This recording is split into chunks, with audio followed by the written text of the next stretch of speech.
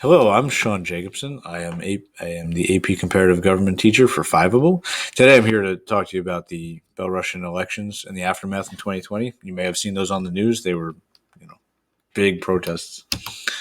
First things first, let's follow Fiveable on Twitter, on Instagram, on YouTube. You're going to get the best information there to help you with your tests. Typically speaking, elections are seen as the will of the people. But unfortunately, in some countries, such as Belarus, they are not seen that way all the time.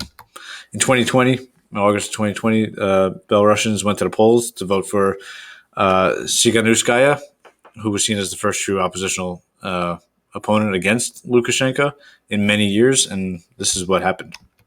So on August 9th, the exit polls indicated an overwhelming victory for Lukashenko, who had been president since 1994. His main opponent rejects the results, and thousands upon thousands of demonstrators take to the street. The police respond with about 3,000 people arrested in violence. Not good.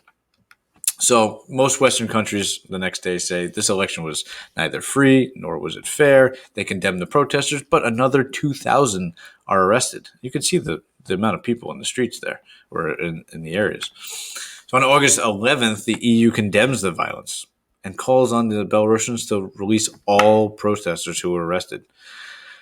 Then Tsikhanouskaya is forced to leave the country for Lithuania. Another 11,000 protesters are arrested, and this goes on through the 15th. Thousands and thousands more are arrested.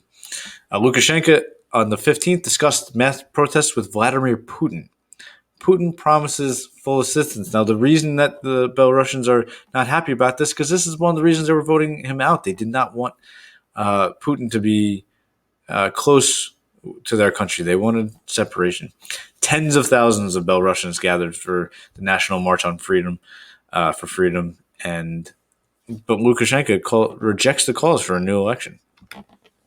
So then the 17th to the 23rd, more is happening. The 17th, members of the state TV staff walked out.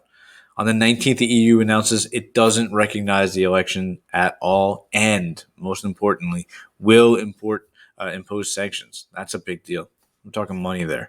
And then you got another 100,000 people in the streets on August 23rd for a rally, and 50,000 Lithuanians show their support through a Freedom Way human chain solidarity in Belarus. So, that's a big deal too.